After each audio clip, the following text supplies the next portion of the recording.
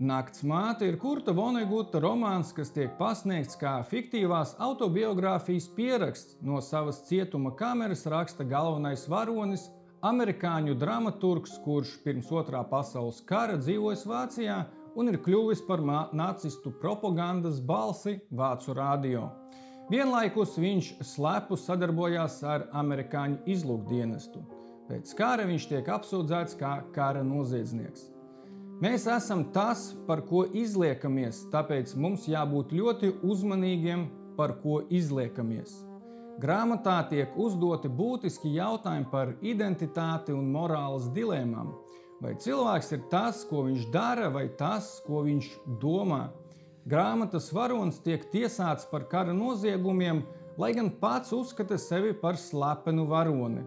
Taču sabiedrība un vēsture viņu redz kā nacistu kolaborantu. Voneguts šajā romānā uzdod sarežģīts jautājums par personīgo atbildību, kompromisiem kara laikā un pēckara taisnīgumu. Vai sadarbojoties ar ļaunumu, var būt attaisnojumi, ja tas kalpo augstākajam mērķim. Es nebiju vainīgs likuma priekšā, bet biju vainīgs savās acīs. Un vēl ļaunāk, es biju vainīgs savas sirdsapziņas priekšā.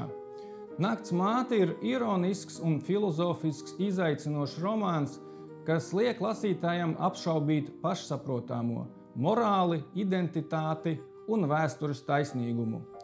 Laikā, kad tepat kaimiņos notiek karš, ir svarīgi katram aizdomāties par morāli un pašcieņu.